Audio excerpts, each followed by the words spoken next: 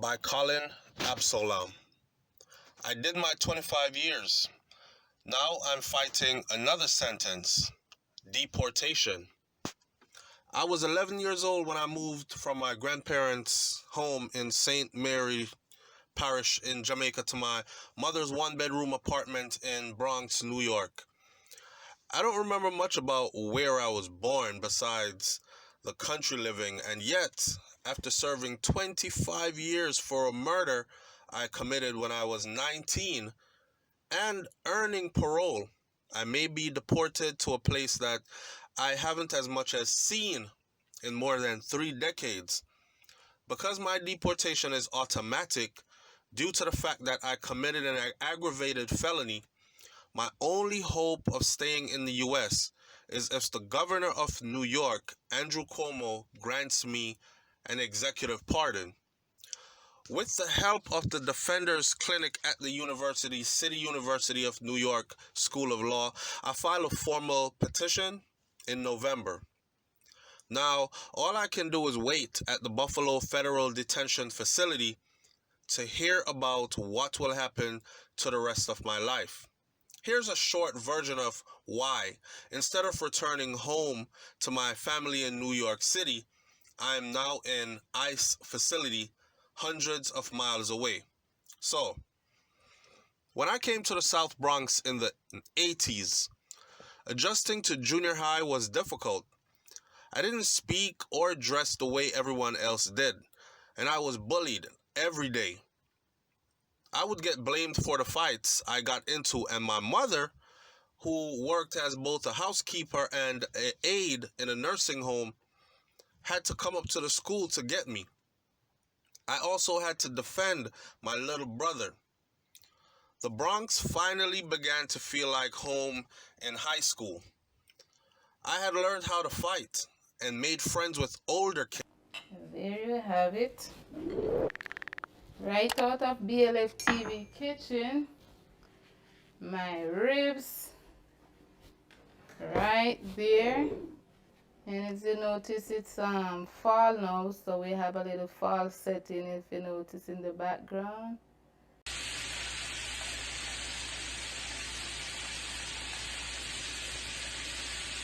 Look at those pickles. And this gives a nice, very nice flavor. Right? And remember, we're making the Jamaica coconut cake. I love you. Hot girl, you want me swirl. You take care of your pink pearl. Hot girl, you want me swirl. What am I say? I just do me up the thing where every man a dream of. Die, die, die, boy. BLF TV just a sweet me, boy. Boy, then just a sweet me. Die, die. Dip down over the pumpkiness at first. See? Drinking rum and Red Bull, and you see make me heart full. Them want me get half full like them want BLF get. Hey, me start the day with the flask cranberry with ice in a glass. Satellite can't find me last. Baby wanna lick a BLF at the boss.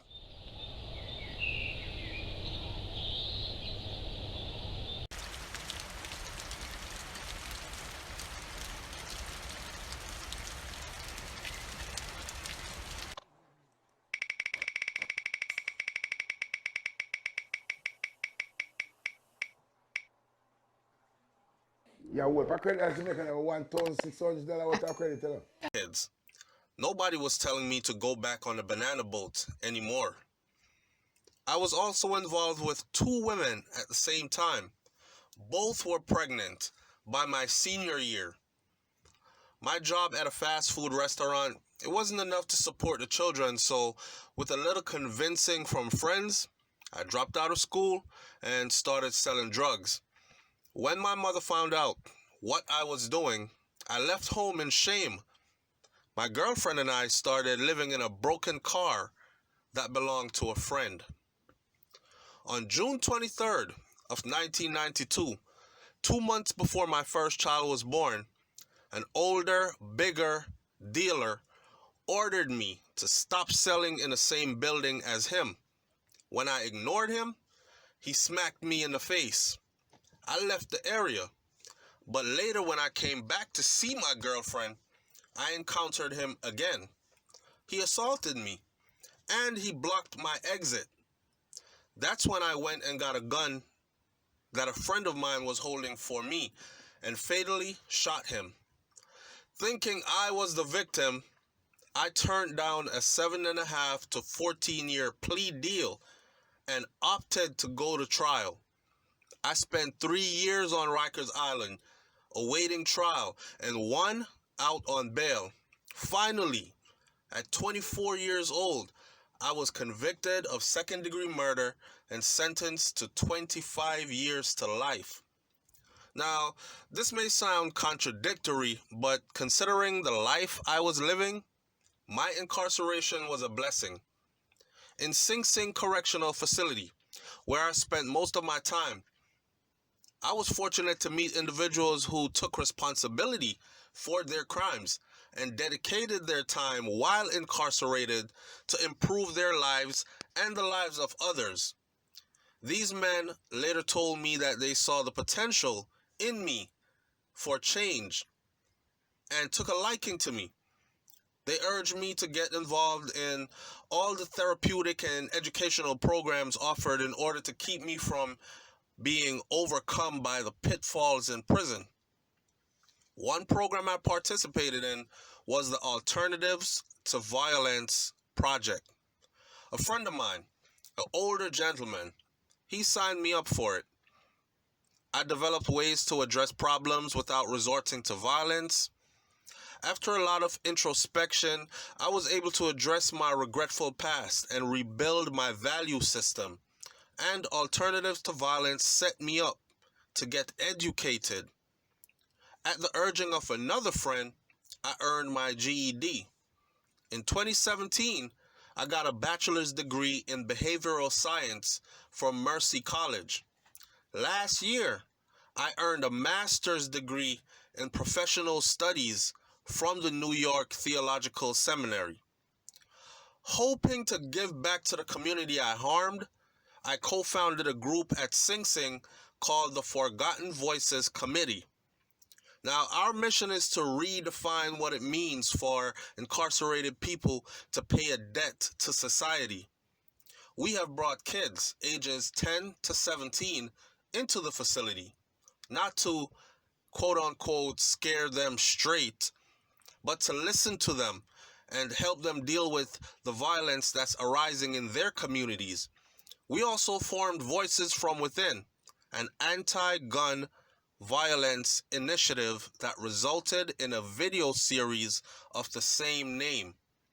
For many years, I also ran Prisoners for AIDS, Counseling, and Education, a program that serves 400 clients a year.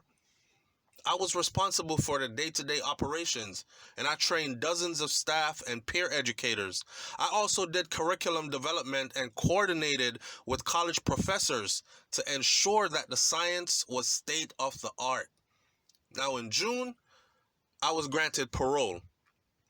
If things were different, I would have gone home to my family and entered the Justice in Education Scholars Program at Columbia University. Instead, I'm in ICE detention facility near Buffalo with more restrictive for me than Sing Sing. There are 2 bunks per cell here, and we're locked in most of the day. Now, even if my family could travel more than 300 miles to get here, there are no contact visits. You talk on a phone in a booth, and you struggle to hear what your loved one is saying. Now, since arriving here on October 24th, I've had plenty of time for my mind to race. Frankly, I feel terrified. Yes, I spent 25 years in prison, but I'm still worried about how I will survive in Jamaica. When I go to this facility, one of the staff members gave me a manual that explained what I should be concerned with when returning to Jamaica. Now, part of it is broken down into do's and don'ts. The do's include advice like try to be Jamaican and use local accents and dialects to avoid attracting negative attention. Given that I haven't as much as visited Jamaica for 35 years, I don't see how I can do these things. Some of the don'ts are equally frustrating and repetitive. There's don't sound like a foreigner, and don't go off to strange areas, and don't accept help or assistance from strangers. But to me, everyone in Jamaica is a stranger.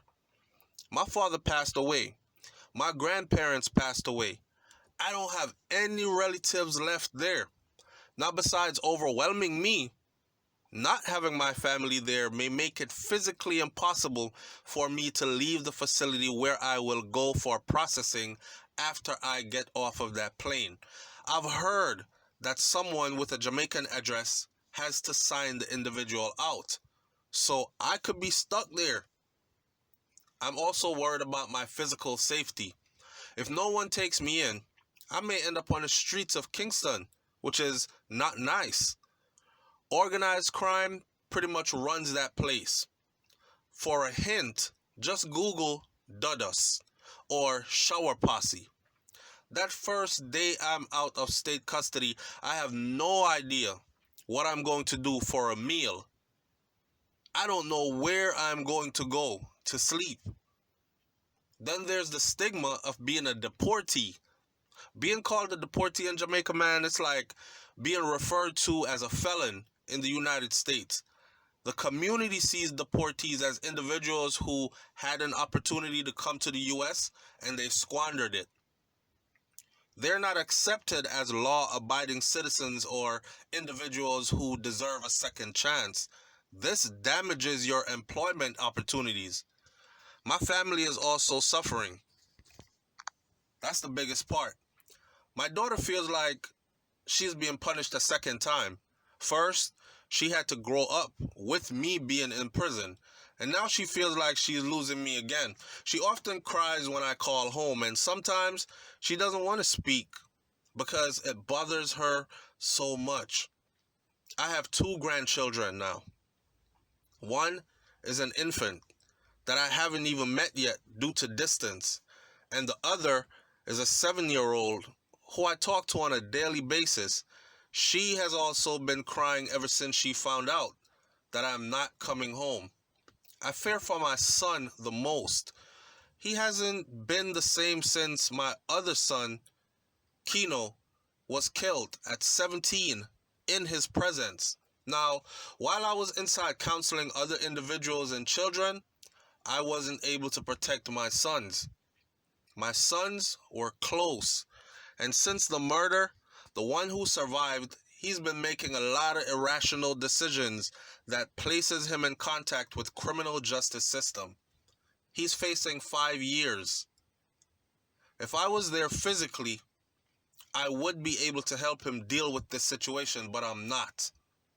My brother, nephew, and sister-in-law, who have supported me throughout my entire incarceration, they're upset because there is nothing that they can do.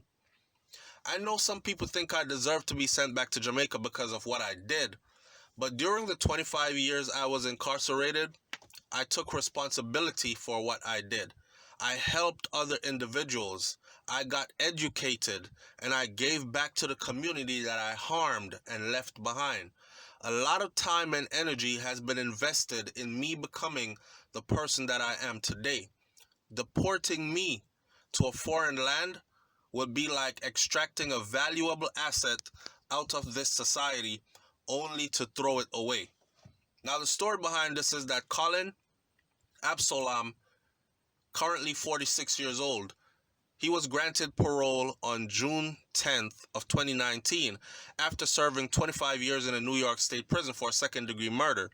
Facing felony deportation to Jamaica, he filed an application for an unconditional executive pardon with Governor Andrew Cuomo on November 21st.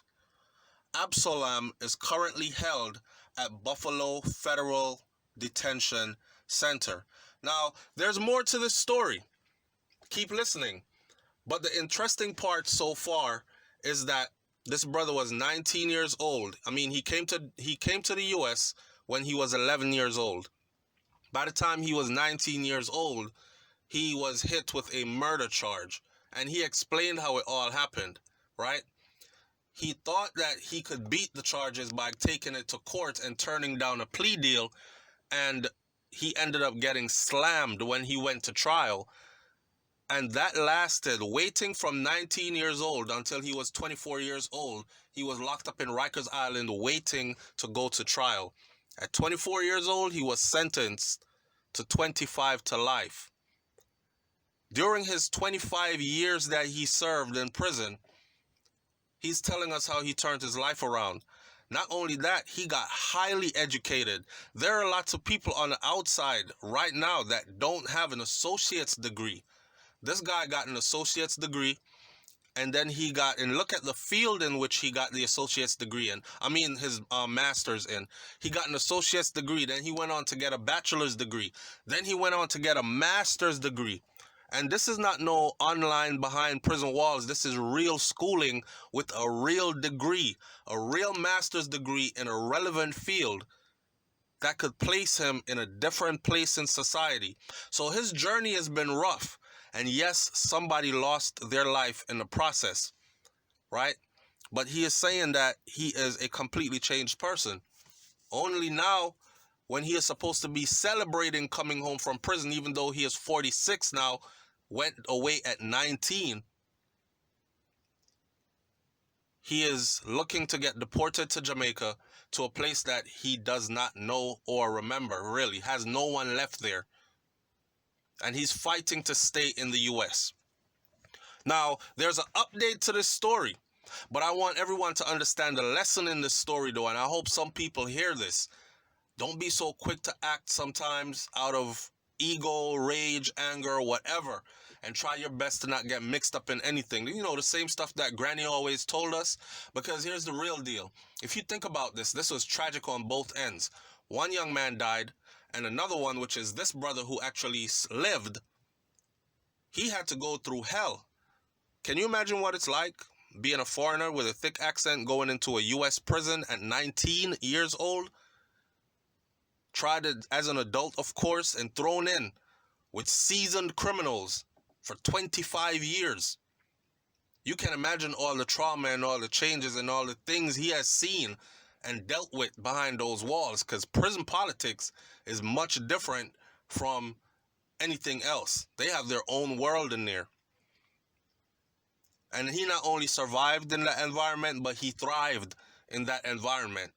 He even said that his incarceration was a blessing. Maybe if he was on the outside, he would probably be dead already. That's what he said. And I'm saying that maybe if he was on the outside all along, he probably wouldn't have had gotten a master's degree by now. Now, fast forward, because there's good news in the ending. Colin Absalom, an immigrant, a Jamaican immigrant facing deportation, was actually pardoned by Governor Cuomo. So he petitioned the governor for a pardon, and he actually got it. You heard that. He petitioned the governor for a pardon, and he actually got it.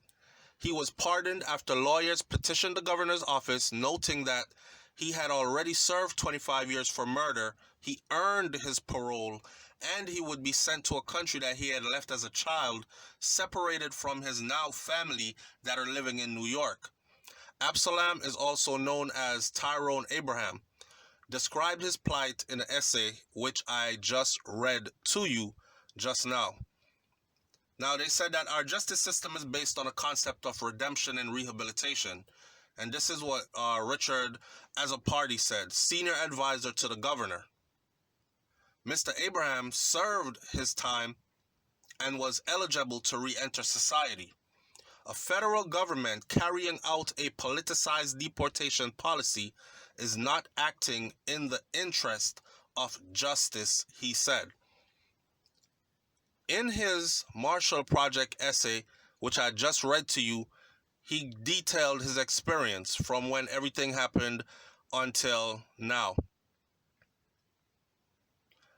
Well, Absalam was shackled and he was in line and he was put on a plane at 4 a.m. Now this is how he found out about his pardon. After receiving parole in June, Absalam was taken to an immigration detention facility in New York, right? In Buffalo, New York. And because he committed an aggravated felony, he was automatically set for deportation upon release from prison. Now, according to the petition filed by the attorneys, his only hope for staying in the United States was that executive pardon from Cuomo. Absalam was shackled and he was in line and he was put on a plane at 4 a.m. on a Thursday when he persuaded ICE officials in Louisiana, where he had been sent for deportation, to check. Now you're shackled, you're sitting on the plane, you're ready to go, and you ask them, could you please check one more time? Just check. So he persuaded ICE officials in Louisiana to check if his pardon had been issued. Wow. His lawyers had filed for a stay of deportation, but now a judge must vacate the removal order. Zeidman said that they had hoped that he will return to New York in a few days.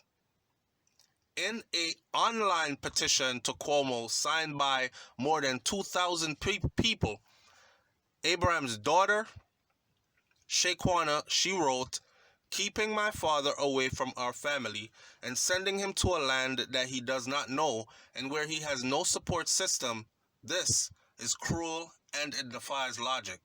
Well, thank God for him, because like we say in Jamaica, dog would nyam him supper, him goose would cook. You hear that? So he need to thank all the universe, the stars that aligned, the Most High Creator, wherever he gets his strength from, that it worked out. He can now be with his family, and he can now go on to picking up the pieces of his life, putting them together, and hopefully living a progressive, productive life, and somehow being present in his children's life, making up for lost time somewhat, and saving his son, who is now in trouble and facing 5 years in prison. The cycle continues. Leave your comments in the comment section below. Tell me what you think about this one. It's SoFlo TV, and if you want to read up about this project, it's called, go and look at themarshallproject.org and just type the headline in Colin Absalam, or you can just Google Colin Absalam immigrant facing deportation to Jamaica, and you will find the entire story. Catch you on the next video. I'm out. Peace.